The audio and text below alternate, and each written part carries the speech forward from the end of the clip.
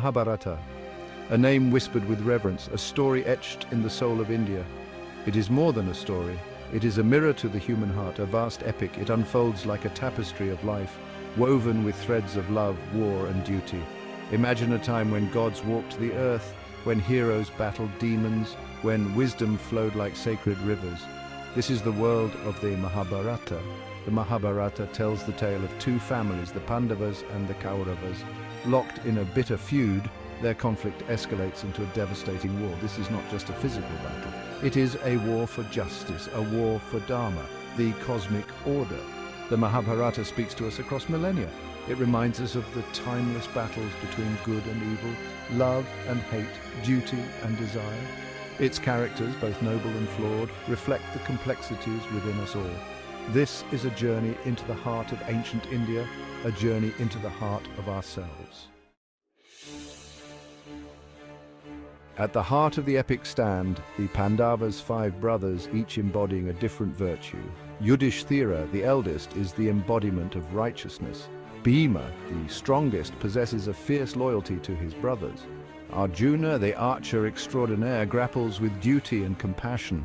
Nakula and Sahadeva, the twins, are known for their skill and devotion. Arrayed against them are the Kauravas, led by the cunning and envious Duryodhana. Consumed by greed and jealousy, Duryodhana's actions set in motion the tragic chain of events. Guiding both sides is Krishna, an avatar of Vishnu, the preserver, a master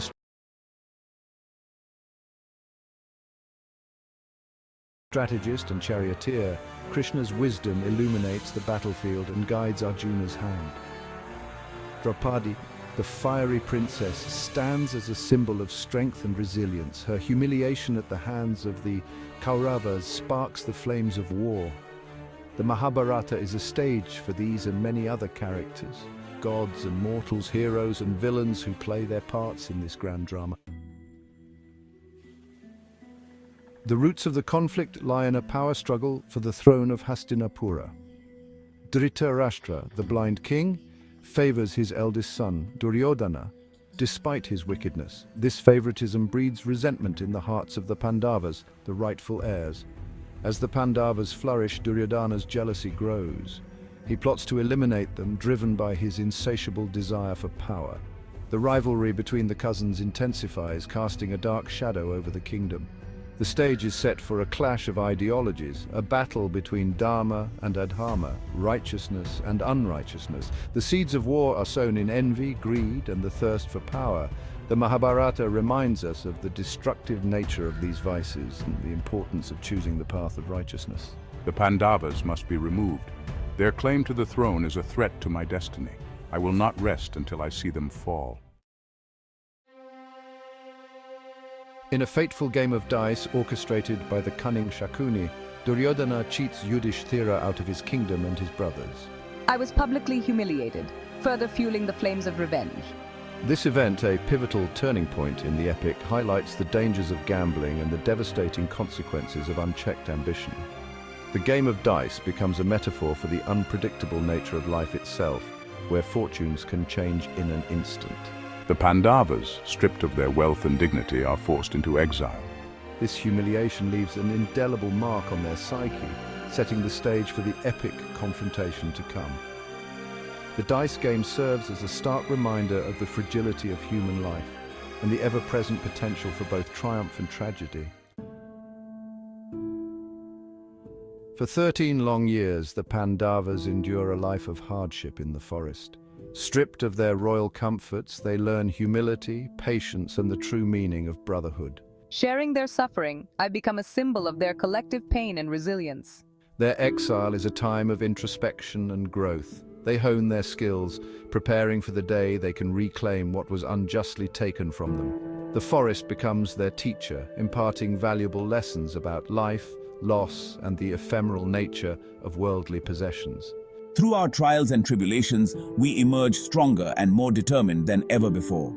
Their exile serves as a reminder that even in the darkest of times, hope and righteousness can prevail. The Bhagavad Gita unfolds on a battlefield. Imagine two massive armies facing each other. This is Kurukshetra, the field of Dharma. On one side stand the Kauravas, driven by greed and injustice. On the other side stand the Pandavas, fighting for righteousness. Leading the Pandava forces is the mighty warrior Arjuna. He is a skilled archer and a beloved disciple of Lord Krishna. As the conch shells announce the start of the battle, Arjuna asks Krishna to drive his chariot between the two armies. He wants to see who he must fight. As Arjuna surveys the battlefield, his heart sinks. He sees his own kinsmen, his teachers, and his friends arrayed against him. Overwhelmed by grief, Arjuna throws down his bow and arrows. I will not fight.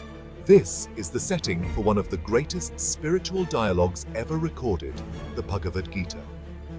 In the midst of the battlefield, a profound conversation unfolds between Arjuna and Krishna.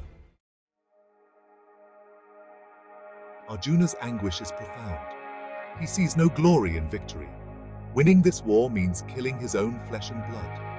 He is torn between duty and love for his family. Krishna, I see no good in killing my own people. What happiness can come from a kingdom drenched in blood? Arjuna's words echo our own dilemmas. We too are often caught between conflicting loyalties and duties. In crisis, Arjuna turns to Krishna, his charioteer and the Supreme Lord. Krishna, understanding Arjuna's plight, begins to speak. His words form the heart of the Bhagavad Gita. Krishna begins by addressing Arjuna's sorrow. He explains that grief and attachment cloud our judgment. He reminds Arjuna that the soul is eternal, not subject to birth or death. The soul can never be slain.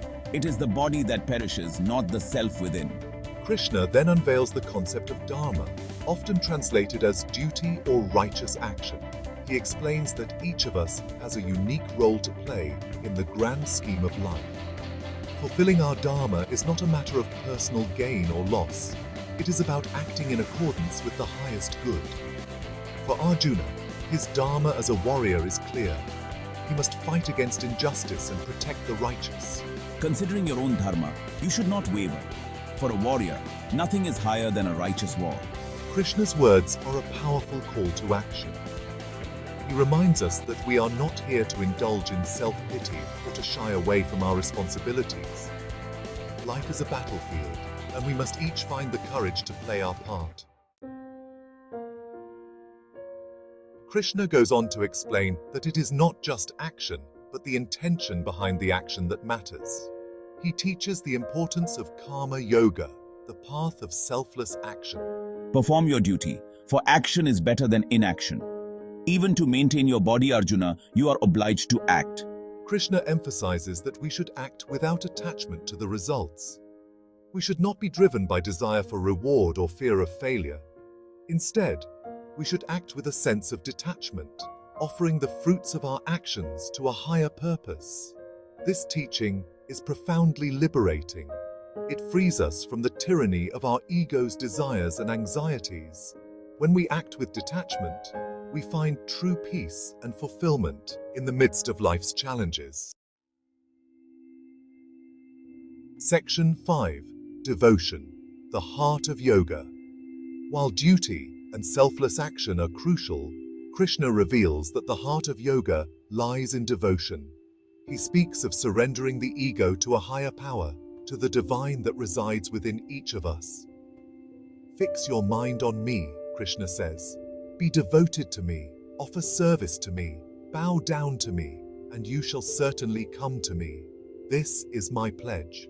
Krishna's message of devotion is universal. It is not limited to any particular religion or faith. It is about cultivating a deep connection with the divine, however we may conceive of it. This connection brings inner peace, strength, and guidance. Through devotion, we tap into a source of strength and wisdom that transcends our limited human understanding. It is in surrendering to something greater than ourselves that we find true freedom and fulfillment. Section 6. Arjuna's Transformation. Finding courage in Dharma.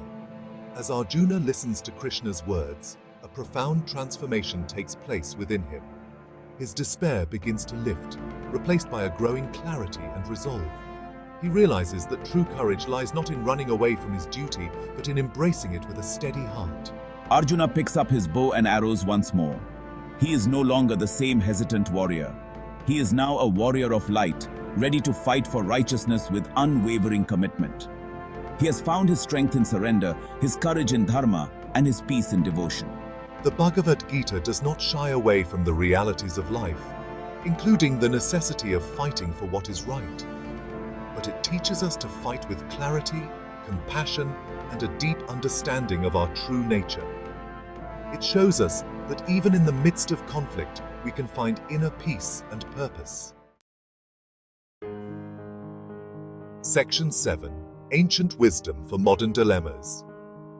The Bhagavad Gita is not just an ancient text, it is a living guide for navigating the complexities of modern life. Its teachings are as relevant today as they were thousands of years ago. We too face our own Kurukshetras, our own battles against injustice, doubt, and despair. The Gita's message of selfless action resonates deeply in a world often driven by self-interest. It reminds us that true happiness comes not from pursuing our own desires at all costs, but from contributing to something larger than ourselves. In an age of anxiety and uncertainty, the Gita's teachings on devotion offer a profound source of solace and strength. They remind us that we are not alone in our struggles. There is a higher power, a source of infinite love and wisdom that we can tap into through prayer, meditation, and selfless service.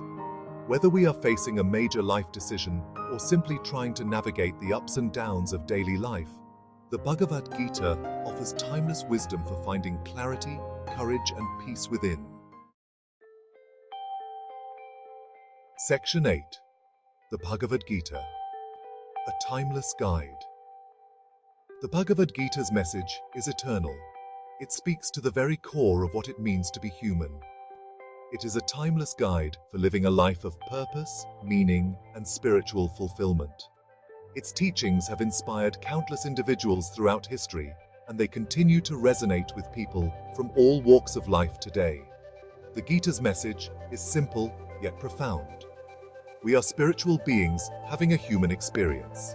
Our true nature is divine. When we align ourselves with our Dharma, act with detachment, and cultivate devotion to something greater than ourselves, we tap into our true potential and find lasting peace and happiness. The journey of Arjuna is our journey. The battlefield of Kurukshetra is the battlefield of life. And the wisdom of the Bhagavad Gita is a timeless gift, offering guidance and inspiration for all who seek to live with courage, wisdom, and a steady heart.